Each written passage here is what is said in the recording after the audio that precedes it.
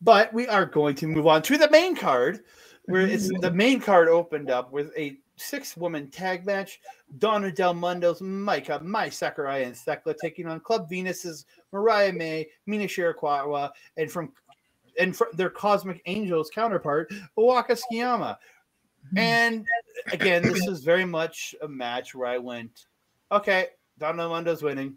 Because, again, it's the thing we're seeing. They're leading up to something. So when you're telling this story and you already know where the big payoff is going to be, whether she wins or loses, that Nane match is the payoff. So 100%. I look at it and I go, like, you just know they're going to lose. And it just disappoints me because I'm complete bias. Club Venus, Mina Shirakawa is easily my favorite woman in this company. With Julia just right behind her, and then Mariah May right behind that, and then Saya Iida right behind that. But and then Brookside right in line with Saya Iida. But I absolutely love this faction, and just knowing, and it's putting Waka on any team. We said it last time. It's just you're like, there's a loss. It makes me a little bit sad because I know how it's going to end, in a sense. Yeah, I have to agree, though. Did you notice the tremendous difference in Waka? Yes. Between this and working with the Cosmic Angels. You know, we've mentioned in a number of the videos how utterly miserable Waka looks coming out in the entrances, running out there, just sitting there like posing and everything. This match, when she came out with Club Venus, she had a smile on her face from ear to ear. It was like she was completely happy and finally content where she was and with the intro. I think that's a little bit more of a subtle foreshadowing of where Waka may be truly ending up here. She seems Club Venus. I really do think that we're going to see Waka end up in Club Venus under the guidance of Mina Shirakawa, and I think that's the best place for her. I really do too, because like if you look at Waka and her style, the way she wrestles, it does differ greatly from the rest of Cosmic Angels. I find her style is closer to what Mina Shirakawa brings to the table, and that's where I really think she could really benefit from being part of the Club Venus after she gets her win, or maybe just maybe she doesn't get that win against Nane, and we see her have to leave Cosmic Angels, because you got to remember, Club Venus is separate from Cosmic Angels technically. Correct. That Mina could bring her in and take her in a ring and get her first win after that. It is very, very possible. Could you imagine Waka working for like a year, never getting a win in the Cosmic Angels, but then debuting after one match in Club Venus and picking up a win? How crazy of a story would that be? That could set Mina and Tam up for a great story too. That's the thing, because that also furthers that story of Mina wanting to kind of be the de facto number one in that team. And yeah, that really, I think, would be the big factor in all of it. Getting into this match, though, right before the start of it, lots of spectacle entrances for this show. I felt that Donna Del Mondo especially put a lot of effort into their entrances. Club Venus as well. Thekla is just a treasure. I absolutely love her intro. I love her gear. I love everything about her.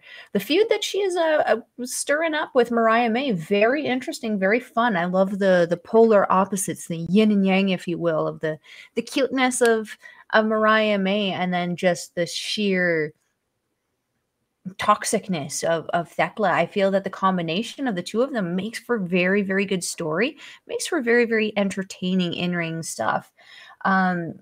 The exchange of the taunts but between them, with, you know, Venus doing her, Mariah doing her little thing, cutesy thing like Bushi does, and Thekla doing the bridge, and then Mariah flipping into the bridge, Thekla flipping into the cutesy thing. I absolutely loved it because they played it off so well also, and that is a big thing that some people just don't have in the ring anymore. I absolutely loved it. Well, I used to say the ease of how Mariah just goes and flips up into the spider was, I think, the most impressive part, was how easily she flipped into that. So that's incredible flexibility, and just guessing some kind of yoga or something to be able to flip. just so I know how to flip into that in the easiest possible way. So there's flexibility, yoga, Pilates, whatever it is, to know the movements just to do that as easily as she did. A not stiff spine is definitely a must in that situation. Continuing on, Mina and Maika getting in there and beating the holy hecking crap out of each other. Definitely saw, like, I love my Maika. Maika is definitely my girl crush in this company. But she was rocking some attitude after the first couple pops from Mina. And at first I was like, this is uncharacteristic of Maika. Why is she acting so, she's kind of acting a little snaggly right now. Then I realized her nose was bleeding. And I was like, oh, she caught a potato and now she is mad. Really fed into the match, and I felt the energy helped with a lot of this. Now the intensity between the two was already so great. It really kind of pushed it over and made for a very entertaining part of the match. There was that exchange where they were just standing there just trading strikes, and like I've been saying, Mina's getting more mean, more savage, more brutal each match she has. This one continued that. She stepped it up to Maika, and Maika ain't no lady to like step up to. That woman's beat the heck out of Hiroshi Tanahashi. And she's taken shots from Hiroshi Tanahashi. And, I was really concerned about her taking that spinning backhand from Mina at some point in this match, because we know how brutal that can be. Andre, how did you feel about this one? I really loved it. I thought everybody did tremendously well. I got to give a big shout out to Mai Sakurai, though. Nice. That finish, that somersault leg drop off the top to Waka. Dude, she hit it safely. Like, she didn't come down and, like, she hit it very safely to Waka. That's the big, when anybody's doing a move off the top like that, that's a big point, is how you hit it safely. And just the sheer, like, I hope she doesn't do this as her regular finisher, because she's going to have compact spine a la Hogan and others that dropped on the tailbone for their entire career. You don't want to do it. Kenny Dykstra has back problems from that top rope leg drop that he did. That's true. That's true. So you really gotta hope and that she uses this as use this on like a big show like this. Use it on a big show like Able to. Don't make it. Don't make it a move you pull it. Use your main finisher. Make that your Stormbreaker. Make that the thing you pull out to hit it at a big impact moment, which this was. So I really, really enjoyed that finish. Yeah, and her and Waka, that last exchange that they were having, very very impassioned, and it kind of reminded me of the young lions kind of going back and coming back and getting in there, having that exchange. Waka and Mai were still factionless when I started watching, and they were still almost kind of working together. They joined Donna Del Mondo and Cosmic Angels respectively about the same time. But before then, they were working together in those kind of like young lion kind of bouts. To see Mai really getting quite savage on Waka was actually very, very refreshing for me to see. She has been kind of tapping into that savagery, especially since the Goddess of Stardom tournament, where she had teamed up with Lady C. She's really, really impressed me in this last year. I'm very much on the Mai Sakurai train. Oh, me too. Like I'm very much behind her. She's absolutely tremendous and part of one of the best factions in the company. Only second to Club Venus, but But we're gonna move on to a 10-woman tag. It's Oedo Tai's Fukigen Death, Momo Watanabe, Natsuko Tora, Ruaka, and Saki Kashima taking on stars Hanan, Koguma, Mayu Iwatani, Momo Kohgo, and Saya Iida. This match was, for being a 10-woman tag, was not that long, and like certain people barely got in this match. Iida was barely in there. Like there was some people that were just barely in this match. Like weren't in there much, at least. Like Iida was in there for a couple, like the piggyback splash and a couple spots with Hanan. That's about it. And like again, I don't have a lot on this one. I didn't take a lot of notes for this one.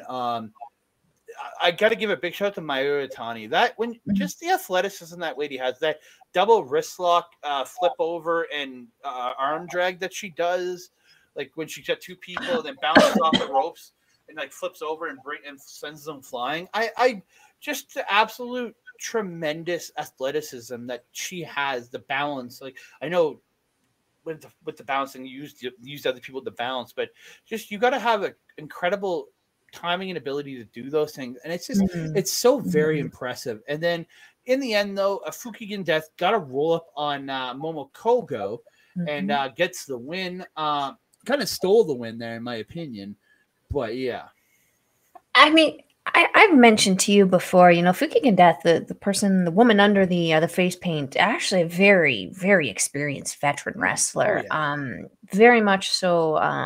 I wouldn't say like striking level of a Tomohiro Ishii, but like she's certainly that level of experience and drive. But she, yeah, this was a fun one though for me at the beginning with Koguma trying to get Tora. Of all people, to do the bear ears, and then she went into that weird little trance, and I was like, what's going on here? And then you know she was just playing possum. I found that really, you know, I mean that's what bad guys do, like honestly. And that was the most kind of like acting that I've seen Tora do, because usually she's just kind of milling about and brooding about, you know, being angry and shit. This was the first time I kind of saw her do something intentional that was a little bit goofy but ended up working very well for the team. I really, really liked it. I did feel that Ruaka got a lot of ring time in this one, and she did fan-fracking-tastic. Really, really loving Ruaka. I remember when I first started watching, I was kind of like, we'll see how she does. Every single night, just better and better and better. You know, Tora, clearly a fantastic leader and teacher in this one. I really forgot that Momo Watanabe was in this match. At one point. There was people like Saki Kashima. She wasn't in it much. Momo Watanabe not in it much. It was very much a feature for Fukigen. Other than the ending, I didn't see her that much. So like other like it was Tora and Ruaka for did most of the Oedo Tai's work, and then it was Momo, Hanan, and Koguma. I found that did most of the work for Stars. So yeah, it was still a very fun match though. Very fun match. Sorry, I muted myself because I had to burp, but it's all good. Yeah, it was a fun match overall. Like nothing to write home about. I took like 6 lines of notes. Like I didn't have nothing. Again, and it's not against any of these women. It just wasn't a big feature on this show. Yeah, it was a filler.